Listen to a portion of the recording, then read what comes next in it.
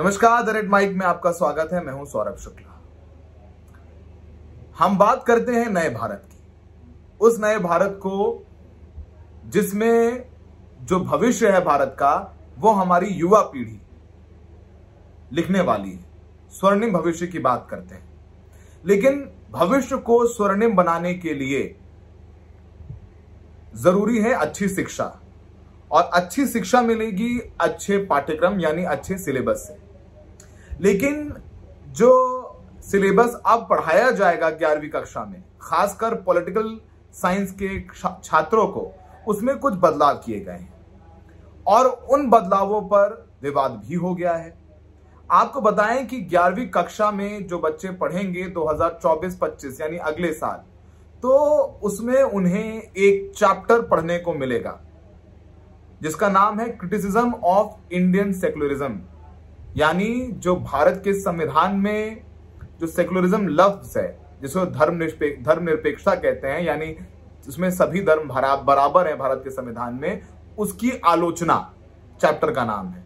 यानी जो भारत की धर्मनिरपेक्षता है उसकी आलोचना नाम का चैप्टर है।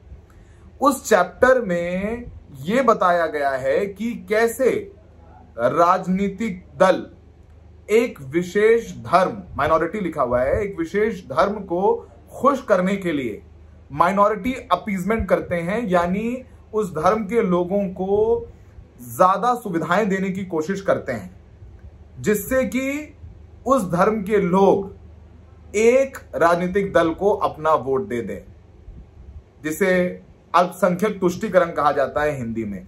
तो एक राजनीतिक दल अल्पसंख्यक तुष्टीकरण करता है उनके वोट लेने के लिए। ऐसा पॉलिटिकल साइंस की किताब के एक चैप्टर में पढ़ाया जाएगा।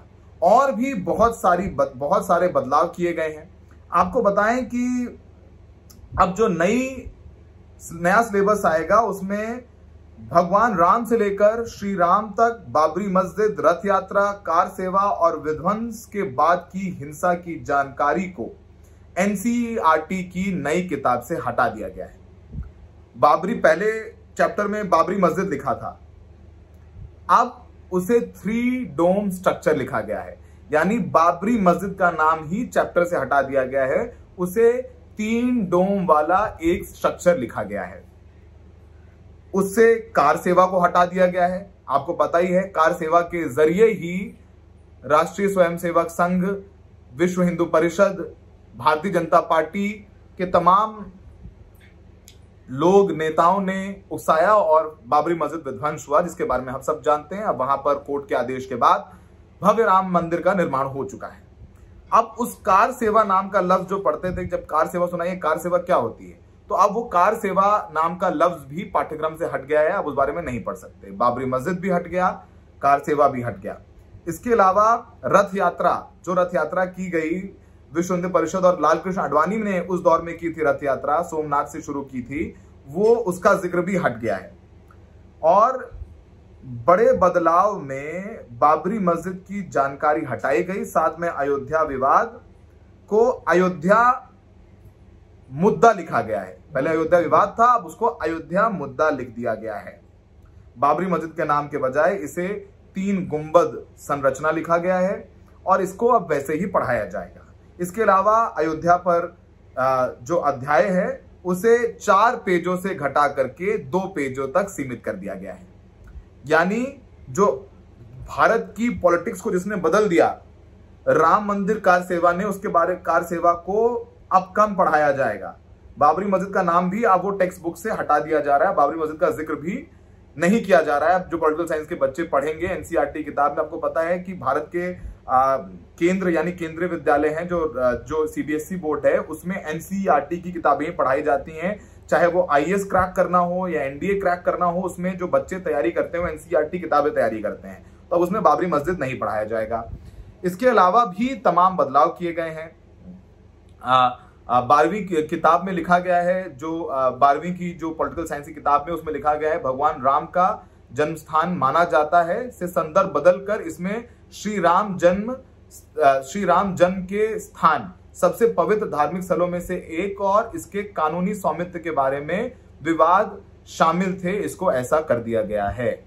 और जब ये पहली बार है जिसमें अयोध्या राम जन्मभूमि के बारे में बात की गई है, उस पर चर्चा की गई है, क्योंकि भगवान राम को बदलकर अब उसे श्री राम कर दिया गया है। 2014 में के बाद से अब तक ये चौथा संशोधन है, चौथी बार ये संशोधन किया गया है। और ये किताबें 2024-25 यानी जब अगले अभी जो 10th क्लास में, जब वो बच्चे 11th क्लास में जाएंगे तो ये सब पढ़ाया जाएगा। और बताएं और भी बहुत सारी चेंजेस किए गए हैं। जैसे हमने बताया कि एक राजनीतिक दल, मतलब भारत के सेकुलरिज्म की आलोचना नाम का चैप्टर है, संविधान में धर्मनिरपेक्षता लिखी गई है, उसकी आलोचना कर रही है एनसीईआरटी की किताब, जो बच्चों को पढ़ाई जाएगी। आपको बताएं जो दूसरा पेज है उसमें लिखा गया है, अयोध्या मुद्दा दूसरे महत्वपूर्ण विकास के रूप में विभिन्न हितधारकों के विभिन्न दृष्टिकोणों से संबंधित देश के सामाजिक, सांस्कृतिक और राजनीतिक इतिहास में गहराई से निहित था। इसमें श्री राम, अब उसमें श्री राम लिखा है, श्री राम के जन्म स्थान सबसे पवित्र धार्मिक स्थलों में से एक और इसके कानूनी स्वामित्व के बारे में विवाद शामिल थे।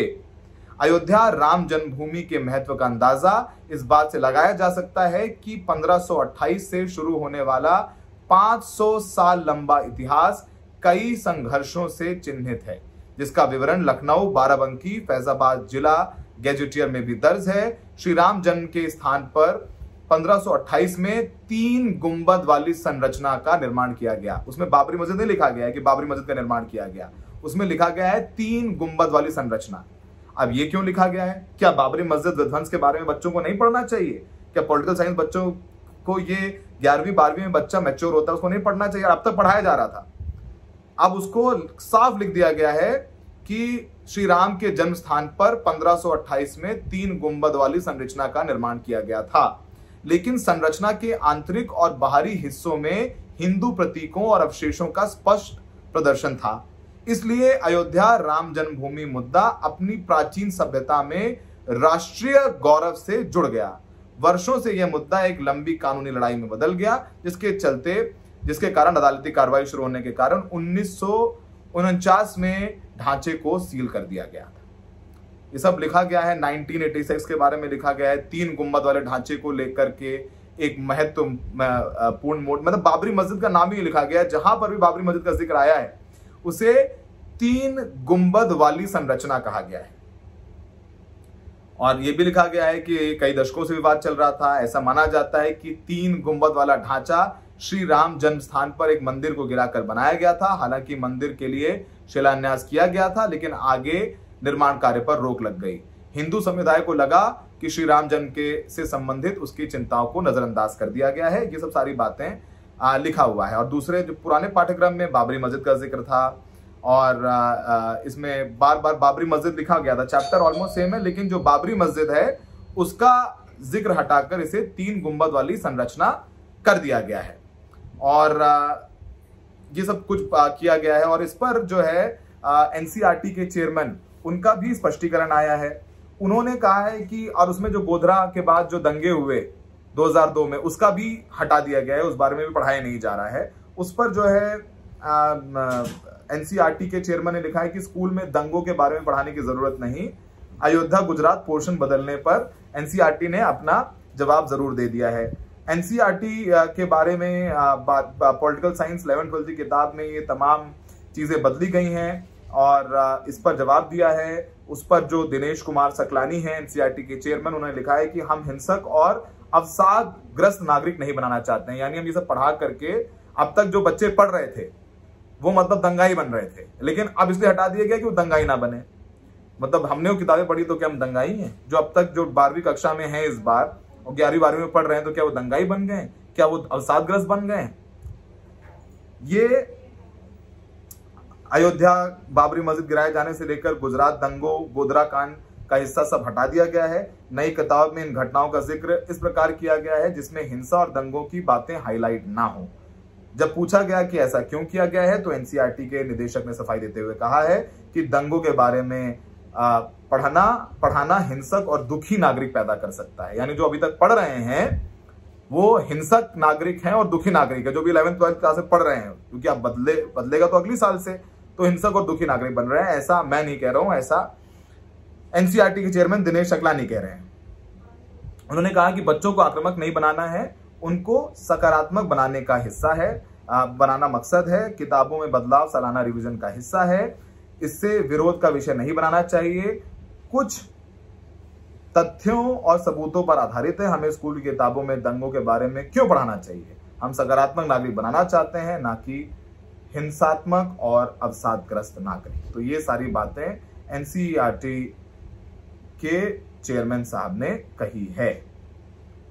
तो फिलहाल हमने कोशिश की कि इन बदलावों के बारे में अपने दर्शकों को बताएं, और काफी कुछ बदला गया है। इस पर जो जयराम रमेश हैं उनकी भी टिप्पणी आई है, और उन्होंने कहा है कि ये जो सिलेबस है 2014 के बाद से वो सिलेबस का आरएसएसीकरण किया गया है, यानी राष्ट्रीय स्वयंसेवक संघ की विचारधारा के अनुसार इस सिलेबस को बनाया जा रहा है, जो कि भारत के संविधान निष्ठ नहीं है, यानी भारत के संविधान के अनुसार नहीं है।